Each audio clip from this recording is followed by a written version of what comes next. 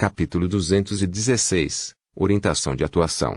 Lumian não tinha certeza se a generosidade de Jenna teria consequências para sua família, então ele se voltou para Franca, esperando que ela pudesse usar suas conexões para persuadir os Beyonders oficiais a ignorarem uma mera atriz aprendiz. Franca não escondeu seu dilema. Ajudar a esconder algo não era um problema para alguém como 007, mas se eles esperavam que ele cobrisse meticulosamente alguém durante a operação, duas condições teriam que ser atendidas. Primeiro, ele deveria estar envolvido na operação e ser responsável pela investigação das atrizes aprendizes.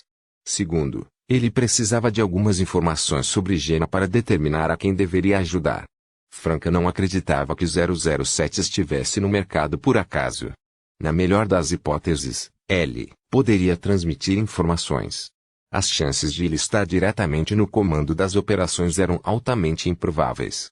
Posso tentar, mas não posso fazer nenhuma promessa, respondeu Franca, olhando para Jenna com preocupação, tentando oferecer algum conforto sem assumir nenhum compromisso definido. Jenna reconheceu suas palavras brevemente, sentindo-se um pouco aliviada, mas ainda lutou para encontrar outra solução. Lumian ponderou por um momento e disse provocativamente: "Você é apenas uma aprendiz de atriz. Por que você está tão ansioso? Mesmo que os Beyonders oficiais investiguem todos no Teatro de Lancienne e KGPG-11, eles não desperdiçarão muito esforço com você. Pense nisso.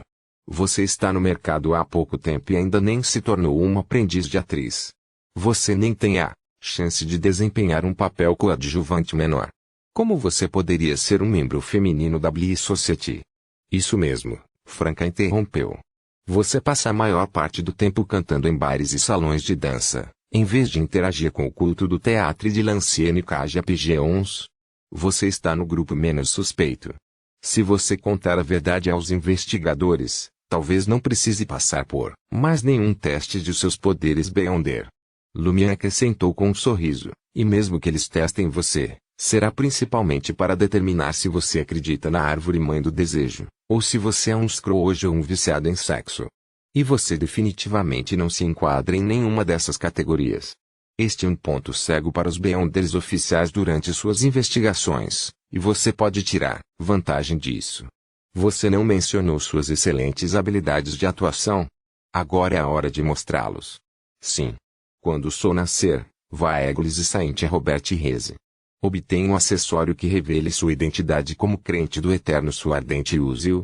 Quando você entra no Teatro de Lancienne e KGPG-11, quer os Beyonders oficiais cheguem ou não, elogie o sol com frequência. Os crentes em deuses malignos raramente se envolvem em tais ações. Isso efetivamente o diferenciará deles. Se os Beyonders oficiais perceberem esses detalhes, há uma boa chance de eles considerarem você confiável." Os olhos de Jenna brilharam enquanto ela ouvia. "Isso mesmo. Uma devota aprendiz de atriz que acredita no eterno sol ardente e que recentemente ingressou no Teatro de Lancienne e KGPG-11, não mudará para um deus do mal tão facilmente. Eles só precisam conduzir uma investigação simples. Enquanto eu os levar a procurar poderes Beyonder em conexão com os crentes do deus do mal, eles provavelmente não suspeitarão que eu me tornei um Beyonder devido a outros encontros." Quanto mais Jenna falava, mais sua excitação crescia.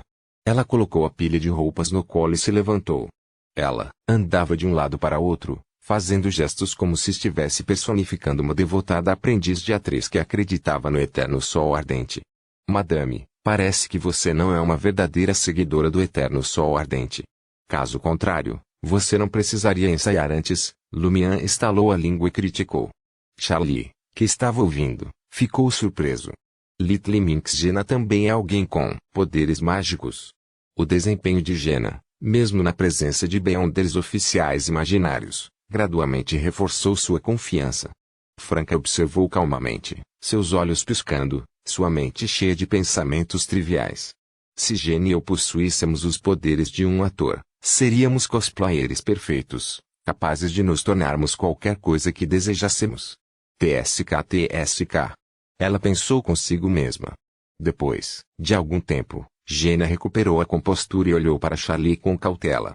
"Ouvi dizer que você gosta de fazer discursos em bares e transformar os segredos de outras pessoas em histórias. Se você se atrever a revelar meus poderes Beyonder, eu vou entregá-lo a um viciado em sexo homossexual." E, imagine o sofrimento que você suportará. Charlie não pôde deixar de fazer uma pausa por um momento. Ele estremeceu e ergueu a mão direita. Louvar o sol. Juro em nome de Deus que não divulgarei seu segredo. Acabei de mencionar que você e Ciel se tornaram amantes. Charlie parou de repente, sentindo a atmosfera estranha na sala mais uma vez. Lumian encolheu os ombros para Franca, sinalizando que era apenas um boato.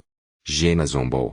Você também espalhará o boato de que Franca se juntou a Ciel e a mim para formar um triângulo amoroso estável. Não, Charlie rapidamente balançou a cabeça. Ao mesmo tempo, ele achou a ideia bastante intrigante. Isso não havia ocorrido a ele antes. Jaina recostou-se na poltrona e continuou a contar seu conhecimento sobre o teatro de Lancienne e KGPG11. Lumian e Franca ouviram atentamente, ocasionalmente fazendo perguntas para se protegerem de possíveis ameaças. Entre subterrâneo. Uma figura com uma lanterna na mão movia-se cautelosamente por um caminho familiar, em busca de alguma coisa. Essa pessoa, de estatura média, usava fraque preto, gravata borboleta combinando e meia cartola. Seu rosto tinha formato quadrado, com sobrancelhas curtas e grossas. As rugas em seu rosto eram profundas e ele ostentava uma barba, amarelo acastanhada bem cuidada, cuidadosamente encerada nas pontas. A luz bruxuleante da lanterna lançava sombras misteriosas em seu rosto, conferindo-lhe um ar de profunda melancolia. Depois de caminhar um pouco, o homem parou, com o olhar direcionado para um trecho do túnel que havia sofrido um leve desmoronamento. Seus olhos castanhos escuros se estreitaram, focando intensamente por um momento, antes de repente ele cair de quatro, seu nariz se contraindo. O cheiro de pólvora e sangue. O homem levantou-se solenemente e se aproximou da área desabada. Através das camadas de escombros, ele pareceu discernir um cadáver incompleto. A atmosfera na Rue des Blusas Blanches era muito mais tranquila à noite em comparação com a Rue Anarchy. Exceto pelo clamor ocasional causado pelas carruagens que passavam e pelos embriagados que tropeçavam no caminho para casa, a noite parecia ter caído em silêncio. De tempos em tempos, um tiro distante quebrava o silêncio, seu eco atravessando a noite apenas para ser engolido pela escuridão e pelo luar.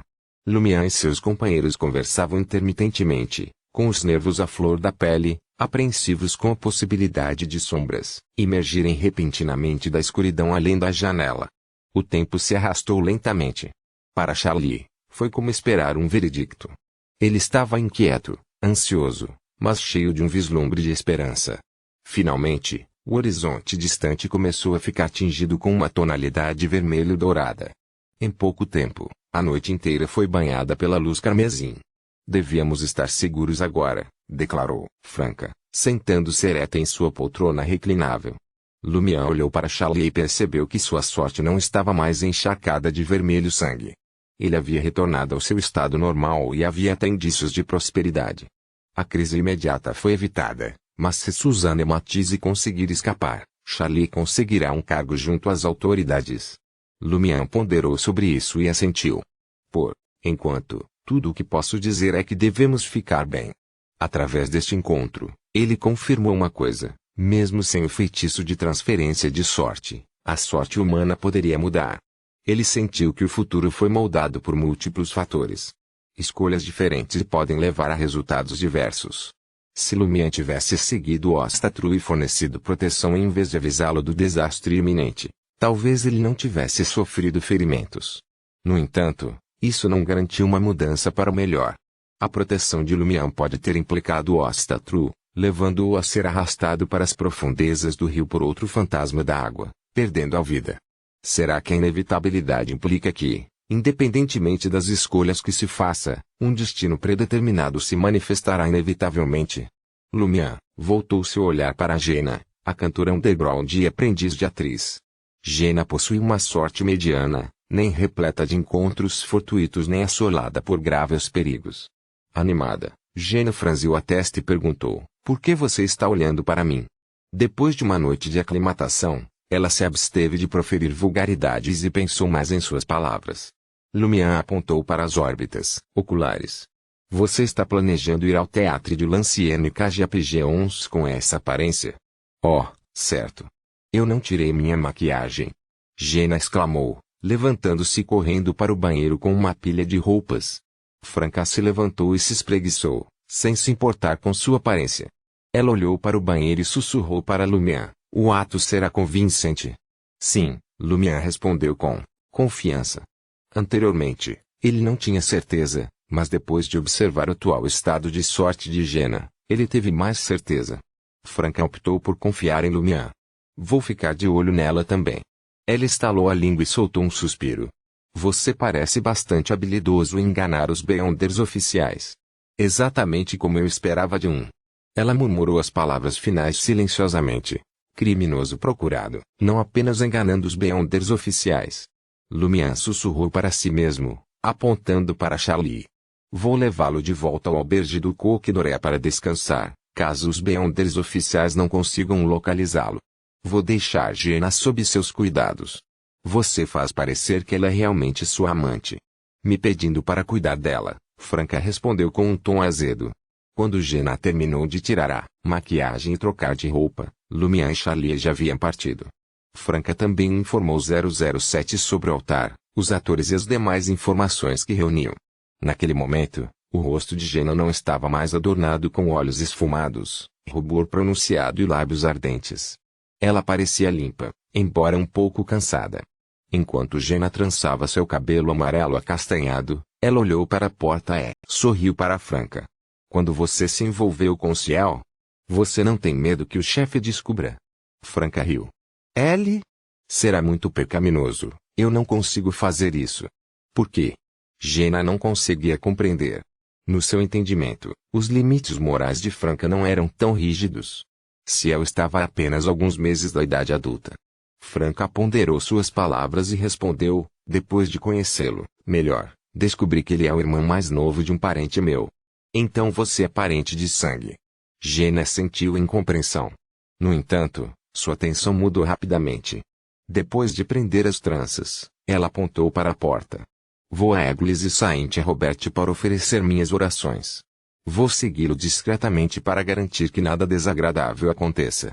Franca pegou um pouco de pó fluorescente e, com um encantamento, misturou para se esconder. "Quando vou me tornar uma bruxa?" Jenna desviou o olhar com inveja, abriu a porta e saiu. Capítulo 217 Notarização. Église Saint-Robert erguia-se orgulhosamente perto da estação de locomotivas a vapor Suite, servindo como catedral episcopal da Igreja do Eterno Sol Ardente no Le Marché do Quartier du Gentleman. Sua distinta cúpula, em forma de cebola, foi pintada em ouro cintilante, representando o sol radiante. Abaixo dele havia um edifício branco com bordas douradas e um monumental emblema sagrado do sol. Adjacente à catedral havia uma torre sineira, coroada por um telhado formado por uma esfera dourada brilhante. Observando Jenna entrando na catedral em meio à congregação de oração matinal, Franca optou por esperar bem próxima. Incerta se a Catedral do Eterno Sol Ardente possuía algum encantamento peculiar que pudesse tornar sua invisibilidade ineficaz, ela permaneceu cautelosa, não disposta a correr riscos desnecessários. A Église Saint-Robert, assim como outras catedrais pertencentes à Igreja do Eterno Sol Ardente, ostentava uma base dourada resplandecente e era adornada com detalhes dourados por toda a parte. A estrutura ornamentada, adornada com vitrais vibrantes e um vasto mural representando um santo em tons vivos de azul, verde e vermelho, exalava uma atmosfera de profunda santidade e grandeza. Cada adorador que entrava em seus salões sagrados não podia deixar de inclinar a cabeça em reverência, envolvido pelo ambiente sagrado. Jenna foi até a frente do altar e se acomodou na segunda fila de assentos. Fechando os olhos, ela inclinou a cabeça para a frente e cruzou os braços, colocando-os reverentemente sobre o peito. Tendo sido batizado e frequentado a Catedral do Eterno Sol Ardente desde a juventude, Jenna estava intimamente familiarizada com esse ritual habitual, embora dificilmente pudesse ser considerada devota. Ela rapidamente limpou a mente de quaisquer pensamentos perturbadores, concentrando todo o seu ser no ato da oração. O tempo parecia ter parado enquanto o bispo fazia seu sermão. Depois de quase 15 minutos, Jenna abriu os olhos e levantou-se silenciosamente. Ela seguiu em direção a uma longa mesa posicionada ao lado do salão principal. Esta mesa tinha um comprimento impressionante de 20 a 30 metros, adornada com finas velas brancas tremeluzindo dentro de lâmpadas douradas. Os devotos que procurassem expressar sua gratidão ou admiração por um santo anjo poderiam comprar uma vela do clérigo colocado ao lado da mesa, acendendo-a e colocando-a dentro de uma lâmpada desocupada. Jenna fixou seu olhar nas chamas que balançavam suavemente por alguns momentos fugazes antes de redirecionar sua atenção para o clérigo vestido com uma túnica branca entrelaçada com fios de ouro. Seus olhos avistaram um homem comprando velas. Ele parecia ter quase 30 anos, seu cabelo loiro imaculadamente penteado e sutilmente realçado com cosméticos.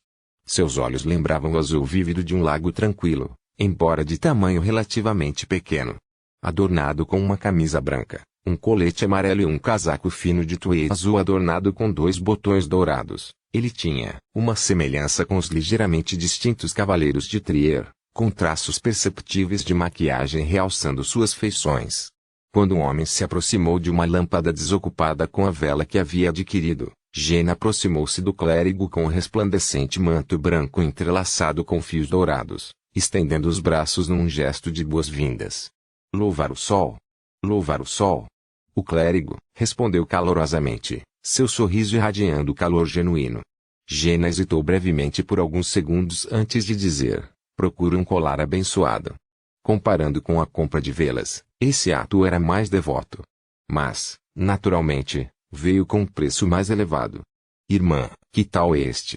Ele produziu um colar adornado com um pingente zumbi dourado dentre as velas brancas não vendidas. 2 rubis, rosa avermelhados estavam aninhados nos olhos do Sumbid. Na igreja do eterno sol ardente, assim como o irmão era usado para se dirigir aos homens de fé, as crentes eram carinhosamente chamadas de irmãs. Algumas freiras até formaram uma aliança conhecida como Associação das 9 Irmãs, trabalhando de mãos dadas com a Irmandade Menor. Jenna não pôde deixar de sentir que aquele colar em particular devia ser muito caro. Ela quase podia ouvir sua carteira chorando em protesto. Após cuidadosa consideração, ela finalmente decidiu por um amuleto relativamente simples com um pequeno emblema sagrado do sol. Isso custou-lhe 30 velutor, fazendo-a estremecer com o custo. Como cantora underground no bairro comercial, Jenna ganhava uma renda decente, especialmente desde seu recente aumento de popularidade. No entanto, fazia apenas um mês desde que ela começou a ganhar reconhecimento. Anteriormente, seus ganhos mal eram suficientes para cobrir aluguel, alimentação, trajes para apresentações, materiais de maquiagem e assim por diante, sem ter que contar com o apoio financeiro de sua família. Apesar de agora ganhar quase 300 velutor por mês através de trabalho a tempo parcial, a sua situação financeira ainda a deixava desconfortável. Ela teve que economizar para pagar as mensalidades do próximo ano, garantir que a mãe não se preocuparia e até contribuir para as dívidas da família. Com o amuleto recém-adquirido adornando seu pescoço, Jenna respirou fundo e partiu da Église Saint-Robert, seguindo para o Théâtre de Lancienne KGAPG 11 antes das 9 horas. A sala de aula para atrizes aprendizes ficava no 2º andar, e Jenna passou pelo escritório do gerente no caminho. A porta permaneceu bem fechada, indicando que Mai Pumar ainda não havia chegado ao teatro. Ele poderia realmente ter fugido. Jenna desviou o olhar e continuou em frente. Pouco depois, ela passou pela porta trancada da sala de descanso exclusiva pertencente à popular atriz principal, Charlotte Calvino. A porta também estava trancada. Jenna exalou baixinho, endireitou a postura e entrou na sala de aula. Ela estava atrasada. Gaspar, o instrutor da primeira aula de teatro de hoje, já havia chegado e estava ocupado respondendo a uma pergunta particular de um dos aprendizes. Gaspar, apesar de ser um homem de meia idade e comportamento digno, teve a habilidade de retratar um charmoso playboy no palco. Nas profundezas de underground Trier, aninhado em uma cavidade repleta de restos de galhos de árvores e vinhas. O próprio centro desabou, deixando o solo em estado de desordem. Marcas tênues, como se fossem passos apressados, levavam a um destino desconhecido. Angoulême de François seguiu o caminho indicado pelos cardeais e se viu à beira do precipício, com os olhos fixos na visão desconcertante que tinha diante de si. Aqueles roedores imundos foram realocados mais uma vez. Em resposta ao sinal dos cardeais, Angoulême desembainhou uma espada longa dourada que parecia ter sido forjada a partir da luz condensada de uma boneca mecânica branco-acinzentada. Com um movimento rápido, a espada mergulhou no chão, fazendo com que os galhos e vinhas verde-azulados e secos explodissem, em chamas. No entanto, nenhum vestígio de fumaça negra subiu. À medida que a mortalha de fogo se dissipou, a verdadeira natureza do solo, das paredes e do teto tornou-se visível para Angoleme e seus companheiros. Uma multidão de serpentes, viscosas e frias, contorcidas e entrelaçadas, envolvidas em frenéticos rituais de acasalamento. Incontáveis ratos cinzentos atacaram uns aos outros, implacavelmente, recusando-se a recuar até que a morte os reivindicasse. Diversos insetos devoraram folhas e solo com tanta voracidade que explodiram de excesso de indulgência. Quando Franca percebeu que a polícia paisana havia fechado secretamente o Théâtre de l'Ancienne Cage-Pigeons, ela rapidamente retirou-se do edifício vermelho tijolo de 3 andares e procurou refúgio em um beco próximo. Do seu ponto de vista oculto, ela observou a situação que se desenrolava no 2º andar. À medida que a primeira aula de atuação se aproximava do fim, Jenna não pôde deixar de notar a notável ausência de Maipelmayer, que normalmente permanecia na porta da sala de aula. Nesse momento, um grupo de policiais uniformizados de preto entrou, segurando listas nas mãos. O líder pediu uma pausa momentânea na palestra e dirigiu-se aos indivíduos reunidos. Maipelmayer foi confirmado como um herege hediondo. Devemos verificar sua fé. Suspiros e exclamações irromperam, mergulhando momentaneamente a cena em desordem. Silêncio! Berrou o oficial líder. Lerei seus nomes e vocês assinarão este compromisso como testemunho diante de Deus. Ninguém enganará. Averiguando a fé. O coração acelerado de Jenna encontrou certo consolo. Uma a uma, as professoras e atrizes aprendizes deram um passo à frente, recebendo um formulário de compromisso de um dos policiais. Eles preencheram diligentemente as suas declarações de fé, anexando as suas assinaturas para solidificar o seu compromisso.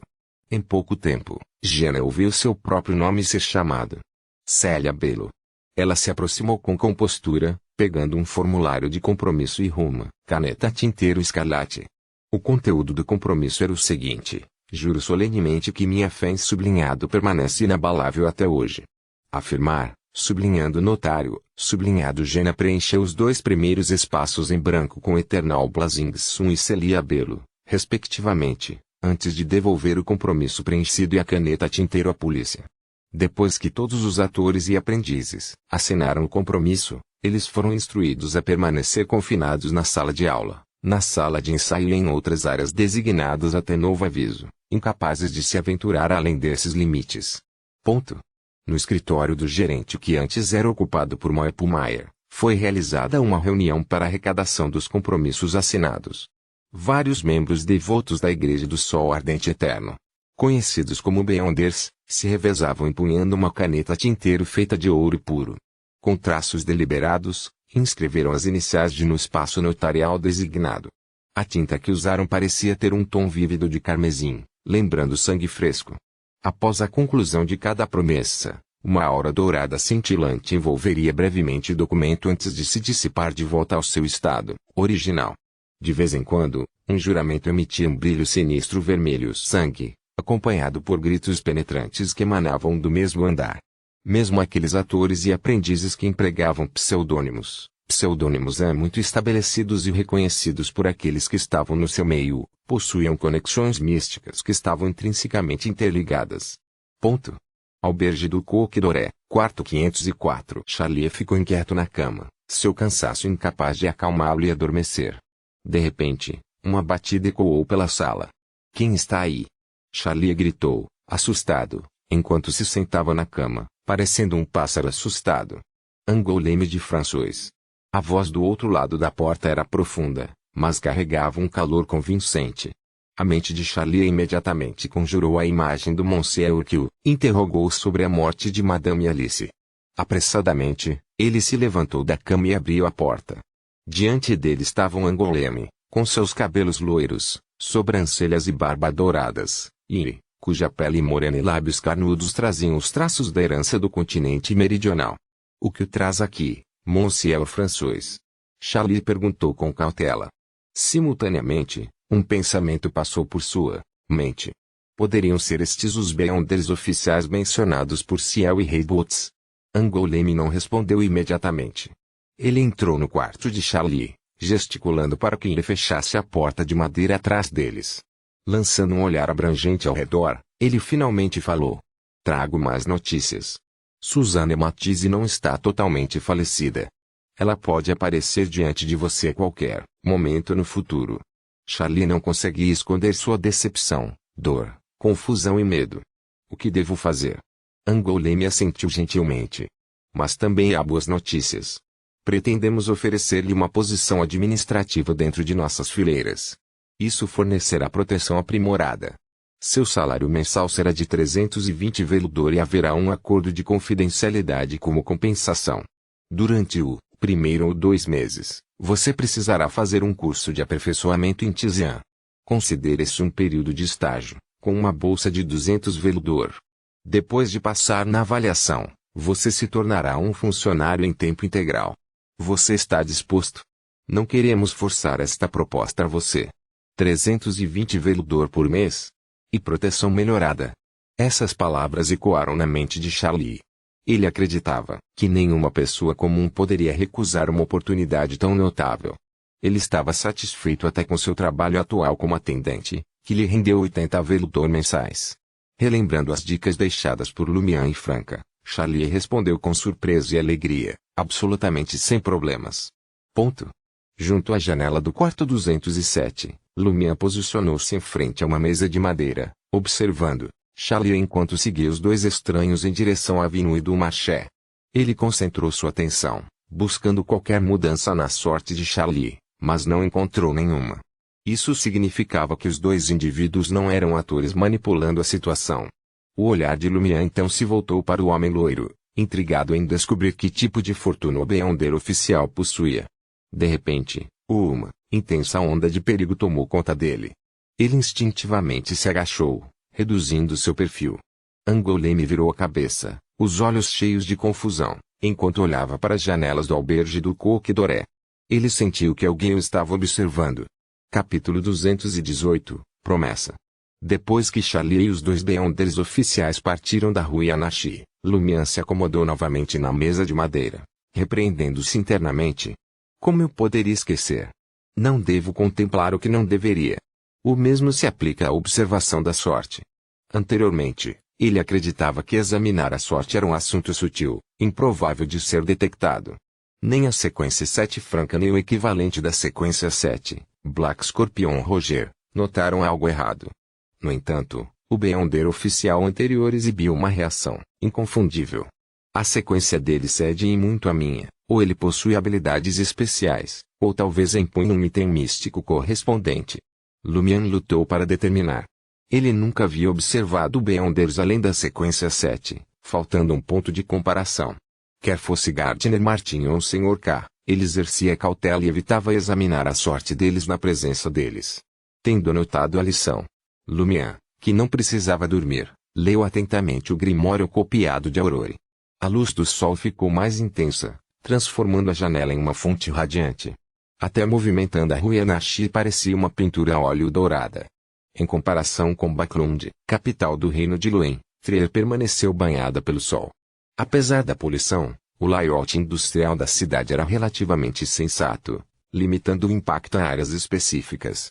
A maior parte ficava ao sul, onde as fábricas eram abundantes. Toque toque toque. Alguém bateu no quarto 207 mais uma vez, mas desta vez Lumian não conseguiu discernir nenhum passo. Arqueando a sobrancelha direita, ele guardou os papéis sobre a mesa e virou-se para a porta. Entre. Está destrancado, Madame Botas Vermelhas.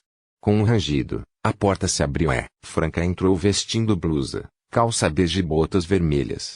Surpresa, ela perguntou, como você sabia que era eu? Por que fazer a mesma pergunta que Jenna? Devo elogiá-la por ser uma aluna digna de um assassino como você? Lumian respondeu divertido, porque possuo um cérebro. Não faça parecer que me falta um, Franca respondeu calmamente, acomodando-se na cama de Lumian. Lumian riu. Não consigo pensar em mais ninguém capaz de se aproximar do meu quarto sem eu avisar e bater na porta educadamente. Naturalmente, ele teve que excluir a Madame Maga primeiro. Ela não tinha tanta diligência. Foi impressionante o suficiente que ela conseguisse responder a tempo. Após um breve momento de contemplação, Lumian perguntou, A situação de Jenna foi resolvida? Franca estalou a língua. Você tem uma visão incrível, pirralho. Ela assumiu o papel de uma irmã mais velha. Se Jenna ainda está em perigo, como você, e Demblade, poderia encontrar a compostura para me procurar. Franca riu secamente. Eu estava me referindo ao seu astuto palpite de que os Beyonders autorizados investigariam principalmente se Jenna e os outros são seguidores de deuses malignos. Afinal, estou mais perto de um deus do mal do que qualquer crente de deus do mal aqui. Lumian ergueu a mão direita e deu um tapinha gentil no peito esquerdo. Com um sorriso, ele respondeu, essas percepções decorrem das amplas experiências de um criminoso procurado. Você parece muito orgulhoso, brincou Franca. Curioso, Lumian perguntou, como os Beyonders autorizados conduziram suas investigações. Quanto mais ele aprendesse, mais confiante ficaria para evitar perguntas semelhantes no futuro. Franca respondeu com ar de indiferença, com base no relato de Jenna, acho que eles utilizaram os poderes de um notário. Cada pessoa tinha que assinar um compromisso de fé, um compromisso testemunhado por um notário. E, aqueles que mentiram foram engolfados por chamas douradas ardentes. Eles sangraram muito foram arrastados. Ciente de que Lumian ainda estava se aprofundando no reino do misticismo, Franca passou a fornecer uma explicação detalhada. Habilidades relacionadas ao notário são bastante comuns em Trier. Eles podem ser encontrados em vários lugares, disfarçados sob diferentes disfarces. Os notários têm a capacidade de criar contratos com efeitos místicos. Uma vez que as partes aponham suas assinaturas em um contrato semelhante na presença de um notário, elas ficarão vinculadas a ele, a menos que sejam semideuses. Mesmo no nível semideus, quebrar o contrato exige um preço substancial. Para transações envolvendo milhões, ou mesmo dezenas de milhões, de verdor, ambas as partes estão dispostas a pagar uma quantia considerável e receber reconhecimento de firma diante do emblema sagrado do Deus das Ações em uma catedral. A promessa é um contrato especial. O eterno sol ardente também é conhecido como o Deus das Ações e o guardião dos negócios. Está alinhado com os grimórios de Aurore. Lumian perguntou. Jenna voltou para casa. Franca sentiu sutilmente. Ela precisava recuperar o sono. Franca examinou Lumian. Você parece animado. Não posso dizer que você não dormiu a noite toda. Estou acostumado com isso. Lumian não pôde revelar que sua condição se restauraria automaticamente às 6 da manhã. Você também parece bastante enérgico. Franca sorriu e respondeu, também estou acostumada. Para gente como nós, a noite é o início da folia. Se Aurore tivesse feito essa afirmação, palavras como inspiração, rascunhos e tranquilidade da noite teriam passado pela cabeça de Lumian. No entanto, quando Franca disse isso, ele só conseguiu associá-lo a orgias, camas grandes e brincadeiras. Inconsciente de seus pensamentos críticos, Franca continuou, o treinamento de aprendizes no teatro de Lancienne KGPG11 será suspenso por 3 dias. O teatro será ocupado temporariamente pela sede da polícia. As apresentações diárias continuarão normalmente para evitar impacto nas eleições da Convenção Nacional. Porém, o repertório será ajustado. Algumas peças perderam o papel feminino. Charlotte e Maipelmayer se foram. Lumian perguntou. Embora ele suspeitasse que Susana Matisse não tivesse sido completamente purificada quando Charlie partiu com os Beyonders oficiais, ele ainda sentiu uma ponta de decepção ao ouvir o relato de Franca. Franca assentiu. Além deles, faltam outros 2, os verdadeiros Yves e Lot. Entre os atores e aprendizes restantes, um total de 7 se converteram à árvore-mãe do desejo. Eles foram expostos, mas parece que nenhum deles recebeu qualquer benefício. Então, aqueles que receberam bênçãos fugiram, enquanto os meros crentes foram abandonados. Lumian zombou interiormente enquanto contava a partida de Charlie com os supostos Beyonders oficiais para Franca. Franca soltou um suspiro suave. Este é o melhor resultado para ele. Não podemos protegê-lo todos os dias. Embora os Beyonders oficiais também não possam, eles podem providenciar para que Charlie fique em um lugar relativamente seguro até que o assunto de Susana Matisse seja realmente resolvido. Em comparação, você está em mais perigo. Você não mencionou que Susana Matisse guarda rancor de você? Os espíritos malignos podem ser bastante fixados. Isso me dará uma boa chance de testar o dedo do Sr. K. Lumian murmurou silenciosamente, indicando que seria cauteloso. Algo lhe passou pela cabeça e ele perguntou: Você sabe por que nosso Savoy Mob apoia o Guesatóis? Franca sorriu. Se eu tivesse descoberto isso, não faria mais parte da Savoy Mob. HMM. Esse é o principal motivo para se juntar ao Savoy Mob. Lumian ponderou. Franca espreguiçou-se, levantou-se e dirigiu-se a ele. Temos realmente uma chance de adquirir o Teatro de Lancienne KGPG 11 por um preço baixo, mas talvez tenhamos que enfrentar a inimizade daqueles croges. No entanto, você não tem nada a temer. Sim, irei a Rue des Fontaines para discutir com o Gardner e resolver meu problema enquanto estiver lá. Que problema? Lumian ficou intrigado. Franca respondeu com um sorriso. Mesmo que os desejos que Rentas evocou tenham sido suprimidos pelos sais cheirosos do misticismo, meu corpo ainda se sente um pouco inquieto. Quando me lembro dessa sensação, sinto-me um tanto vazio, ansiando por realização e libertação. Já que você não pode me ajudar, não tenho escolha a não ser encontrar meu verdadeiro amante. Por que você não foi afetado? De fato houve efeitos residuais, mas eu estava bem depois das 6 da manhã. Lumian franziu os lábios e respondeu: Minha força de vontade é mais forte que a sua. Franca zombou, caminhou em direção à porta e saiu do quarto 207. Lumian observou sair, imerso em pensamentos. Franca se tornou amante do chefe ou o chefe se tornou amante de Franca. Franca é responsável por satisfazer o chefe ou é o chefe responsável por satisfazer o Franca. Pouco antes do meio-dia, Charlie voltou ao albergue do Coq Doré. Ele guardou seus escassos pertences na mala e desceu as escadas com ela. Ao avistar Lumian no segundo andar, ele olhou ao redor e baixou a voz. Tenho um novo emprego e preciso me mudar para outro lugar. Depois de algum tempo, poderei voltar ao bar do porão para tomar uma bebida. Lumian sorriu mais uma vez. Parece bom. Se o problema de Susana Matisse pudesse realmente ser resolvido, o destino de Charlie mudaria. Charlie também parecia satisfeito. Ele ponderou por um momento e declarou: Há muitas coisas que não posso lhe contar, mas quando chegar a hora, tentarei dar dicas para você. Na Inquisição sob a Église Saint-Robert, ele encontrou um cartaz de procurado de Ciel e reconheceu seu amigo, mas não informou o diácono François. O que isso significa? Porque Charlie de repente sente que pode ser útil? Seu novo trabalho tem uma ligação estreita com os Beyonders oficiais, permitindo-lhe coletar informações valiosas. Lumian rapidamente formou uma hipótese. Com um sorriso travesso, ele comentou: Primeiro, concentre-se em permanecer vivo antes de pensar em qualquer outra coisa. Posso deixar o distrito comercial em algumas semanas. A implicação de suas palavras era: faça bem o seu trabalho e nem pense em vazar informações. Não tente fazer isso a menos que sua vida esteja realmente em jogo. Se Charlie entendeu ou não, Lumian não tinha certeza. Afinal, esse cara não era muito inteligente. Ponto. Depois de passar a tarde na sala de Balbrise, Lumian vestiu um uniforme de trabalhador azul acinzentado e um boné azul escuro. Ele chamou uma carruagem pública para levá-lo à Rue des Pavés, no quartier do Jardim Botanique. De acordo com seu acordo com Louis Lund, Lumian antecipou uma resposta de Madame Pauly sobre o encontro antes do anoitecer. Ao chegar ao saguão do apartamento 9, Lumian abriu a caixa de correio do quarto 302, apenas para encontrar uma coleção de folhetos dentro. A carta não chegou? Lumian suprimiu sua ansiedade e decidiu esperar em frente ao apartamento 9. Assim que saiu do saguão e desceu as escadas até a beira da estrada, percebeu uma carruagem marrom de 4 rodas se aproximando à distância. Parou bem na frente dele. O motorista da carruagem tinha cabelos negros e olhos azuis penetrantes. Ele usava um traje vermelho escuro, calças amarelas, um chapéu polido e uma gravata branca.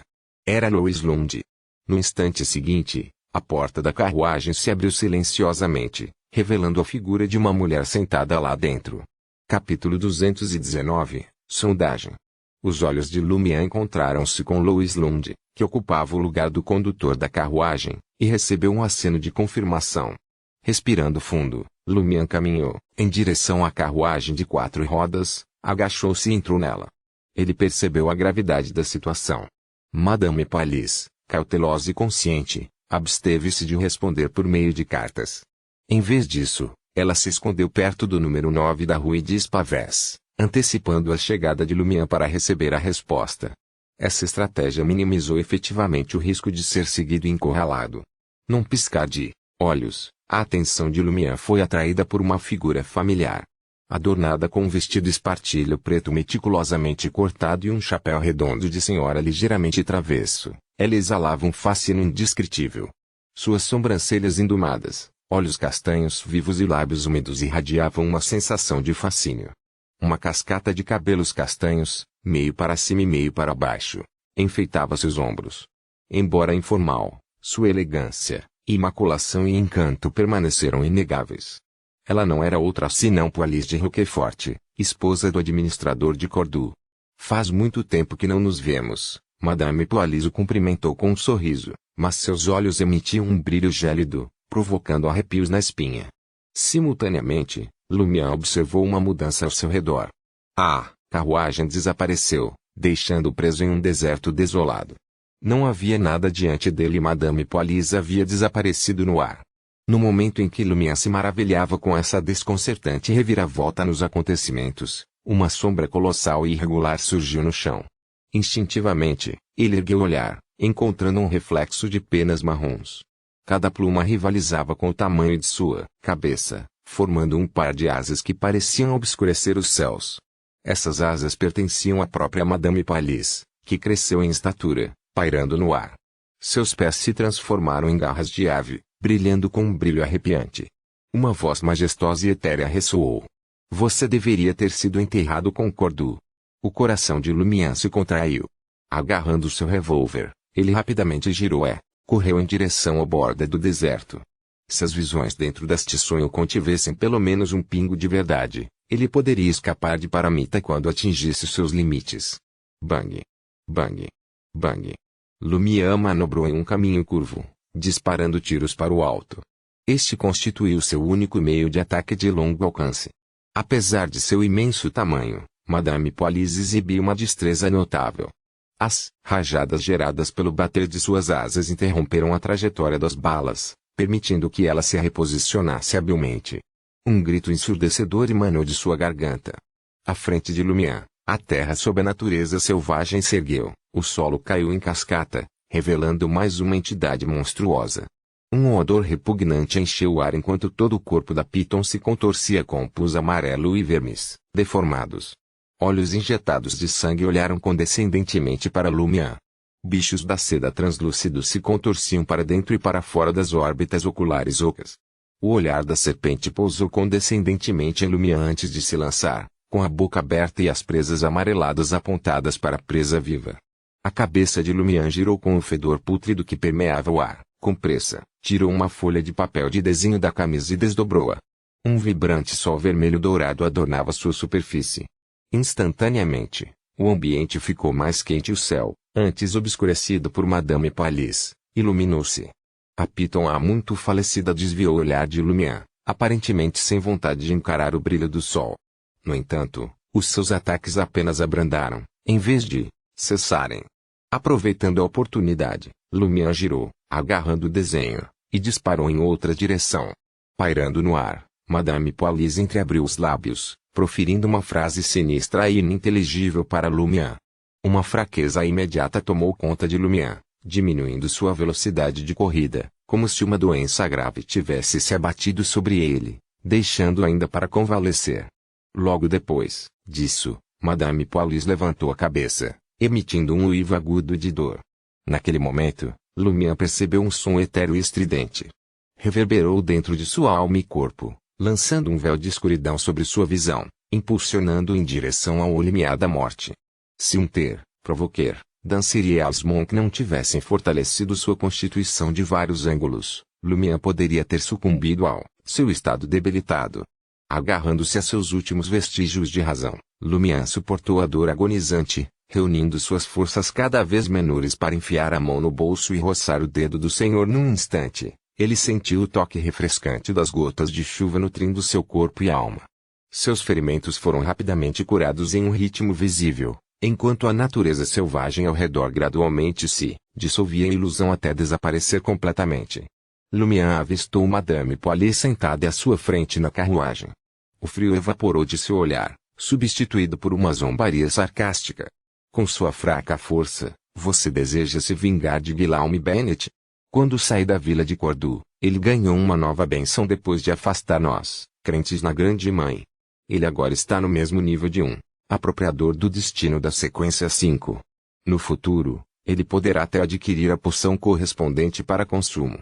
O ataque anterior dela foi apenas um teste das minhas capacidades.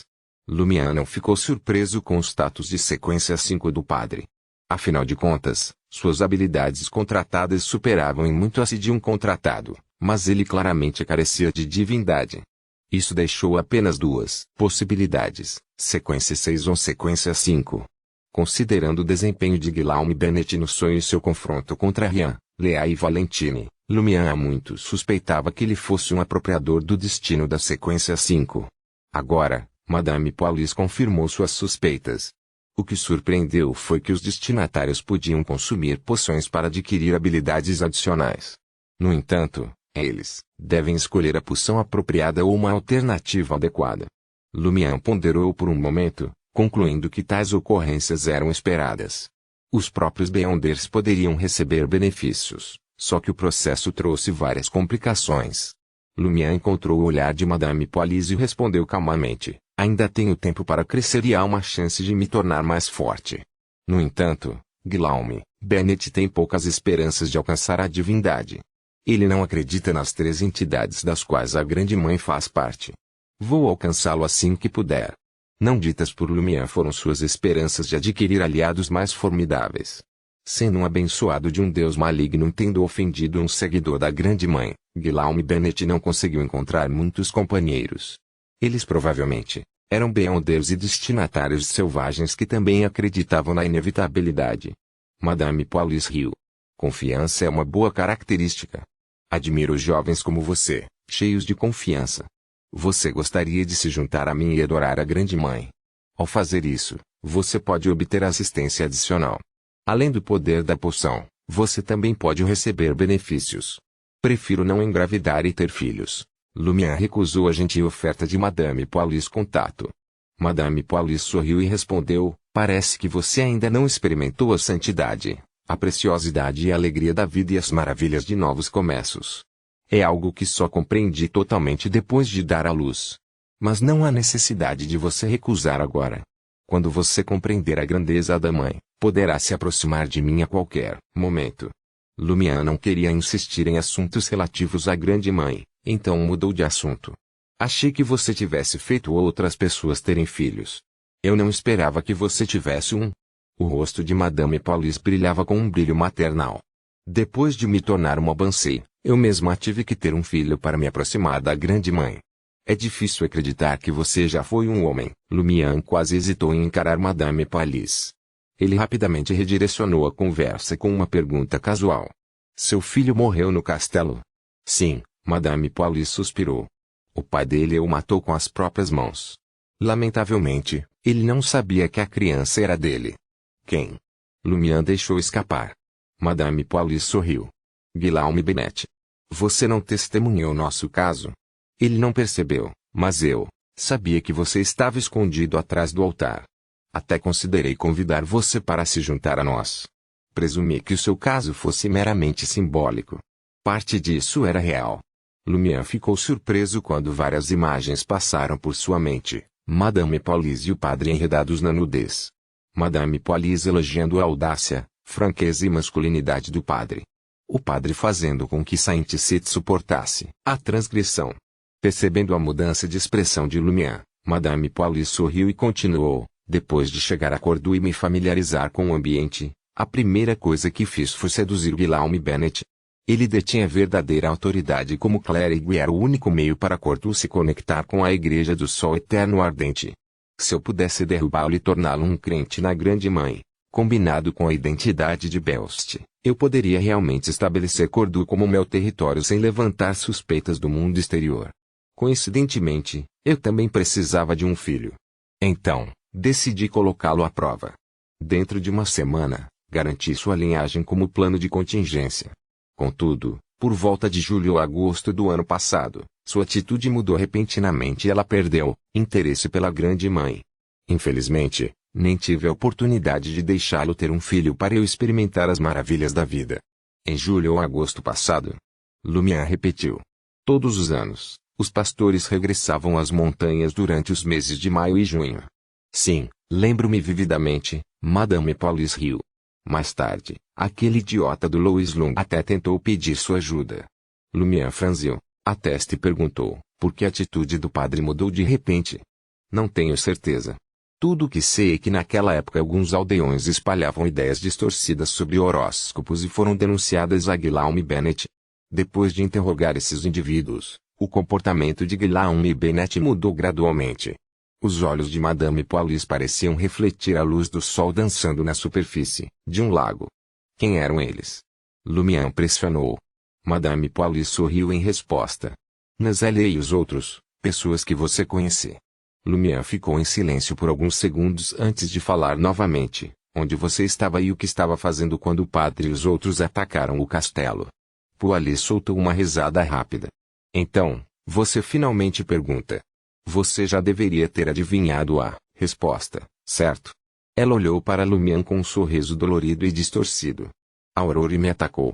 Capítulo 220, Pesadelo. Aurore me atacou. As palavras ecoaram nos ouvidos de Lumière, rompendo sua mente como uma represa rompida. Uma onda de memórias inundou, lavando os horrores ocultos enterrados sob a superfície. Eles eram horríveis, dolorosos e perfuravam seus ossos. Uma por uma, as cenas se desenrolaram diante dos olhos de Lumière. Guillaume Bennett, o padre, cercado por uma horda de mortos-vivos na selva. Madame Paulis voando pelo ar com as asas bem abertas. E ali, nos olhos dela, Lumière vislumbrou uma figura loira familiar. Foi Aurora. O olhar de Lumière deslocou-se para as paredes do terceiro andar do castelo, cobertas por faces translúcidas de tonalidade branco-azulada. L.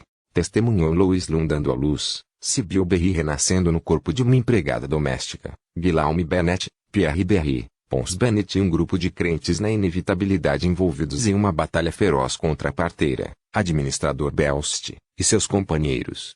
Tudo isso se desenrolou nas próprias visões de Lumière, emanando de uma pequena bolha flutuando no ar. Papel branco. Papel branco. O rosto de Lumière se contorceu em agonia enquanto ele cambaleava para trás. Veias roxo-azuladas, densamente compactadas, projetavam-se de seu corpo, cada uma representando um vaso sanguíneo. Enquanto isso, as palavras da psiquiatra Suzy passaram por sua mente. Lembre-se sempre de não reagir de forma exagerada. Sempre que você sentir uma onda semelhante de emoções, respire fundo e encontre a calma. Lumière engasgou pesadamente, sentindo como se o mundo ao seu redor tivesse se transformado em um vácuo. Num ato de simpatia, Madame Paulis falou, você realmente esqueceu muitas coisas. Não, você os enterrou no fundo do seu coração, com medo de confrontá-los. Eu também sofri. Não foi agradável para mim. Depois de me tornar uma Banshee, foi a primeira vez que encontrei uma mulher que realmente tocou meu coração. Ela possuía charme, bondade, gentileza e um espírito vibrante. Nunca imaginei que ela, como seguidora do Deus do Mal, se voltaria contra mim. Mesmo então, ela já era uma apropriadora do destino, mais favorecida pela inevitabilidade do que Guillaume Bennett. Lumière não pôde deixar de levar as mãos à cabeça, como se ela pudesse explodir com a intensa pressão interna. Respirando fundo, ele se lembrou de Aurore, que ignorou suas preocupações sobre as peculiaridades da vila. Ele se lembrou dela alertando contra colocar os olhos em coisas proibidas. Ele pensou em Aurore, que muitas vezes ficava sentada no telhado à noite, contemplando a vastidão do cosmos. O sonho do lagarto diáfano rastejando para fora da boca de Aurore ressurgiu em sua mente. Ele se lembrou de como Nazelle e os outros, os iniciadores da heresia do horóscopo, tinham laços estreitos com Aurore. Em meio a essas lembranças, Lumière também relembrou seu fracasso em vingar as mortes de Raymond e Ava, descobrindo-se capturado por Pons Bennett. Ele suportou o tormento antes de finalmente ser libertado. Ele se lembrou de Aurore, que cortou o livro Bleu e reuniu com ele um pedido de ajuda. Ele se lembrou de Aurore explicando o conhecimento místico que ela possuía. E acima de tudo, ele se lembrou de Aurore empurrando-o para fora do altar durante o ritual, seus olhos brilhando com uma vivacidade recém-descoberta. Uf! Uf! Lumière engasgou pesadamente, como se ainda estivesse preso nas garras de um pesadelo sem fim. Um suspiro suave escapou dos lábios de Madame Paulis. Eu deveria ter notado a estranheza dela antes. Embora não nos cruzássemos com frequência, sempre senti algo peculiar nela. A maneira como ela olhava para o céu noturno, dizendo palavras enigmáticas sobre sua cidade natal. Mais tarde, desejei que ela abraçasse os ensinamentos da grande mãe, mas, infelizmente, era tarde demais. Os lábios trêmulos de Lumian lutaram para formar a pergunta. Quando ela começou a se comportar de maneira estranha. Ele tinha uma lembrança vívida do hábito de Aurora e de observar as estrelas e relembrar sua terra natal, mas não houve sinais de problemas nos primeiros anos. É verdade que Lumian reconheceu que a Aurora estava fixada no cosmos com mais frequência no ano passado, mas não conseguiu identificar o momento exato em que tudo começou. Madame Paulis balançou a cabeça, reprimindo suas emoções, e falou com uma pitada de diversão. Essa é uma pergunta que você deve responder por si mesmo. Você passa todos os dias com ela, enquanto eu não. Às vezes, tenho inveja de você profundamente. No entanto, em outras ocasiões, acredito que você tem seus próprios méritos. Por que deveríamos estar sujeitos às regras de uma sociedade convencional, negando-nos a liberdade e as alegrias da vida? Lumian parecia perdido em seus próprios pensamentos, mal registrando as palavras de Madame Paulis. Ele continuou curvado, pressionando a cabeça contra o chão da carruagem. Murmurando para si mesmo, ele questionou: quem a levou a abraçar a inevitabilidade? Talvez só ela saiba a resposta. Infelizmente. Madame Paulis suspirou mais uma vez. Lumian ficou em silêncio, respirando fundo para se acalmar. Uma vez. 2 vezes. 3 vezes. O tempo parecia se confundir enquanto ele lutava com seus pensamentos. Finalmente, ele endireitou a postura, baixou as mãos e voltou a olhar para Madame Paulis. Você já encontrou uma criatura parecida com um elfo parecida com um lagarto na aldeia? Não. Madame Paulis balançou a cabeça. O lagarto diáfano do meu sonho era apenas um símbolo. Representava a influência da inevitabilidade? Ou será que realmente existiu, escondido nas profundezas da realidade? Lumian ponderava incessantemente, como se esta fosse a única maneira de evitar que as lâminas afiadas perfurassem seu coração despedaçado. Ele fez uma nova pergunta. Você já conheceu a lenda do feiticeiro? Aquele dos 9 touros sendo os únicos capazes de puxar o caixão? Não, Madame Paulis respondeu mais uma vez, balançando a cabeça.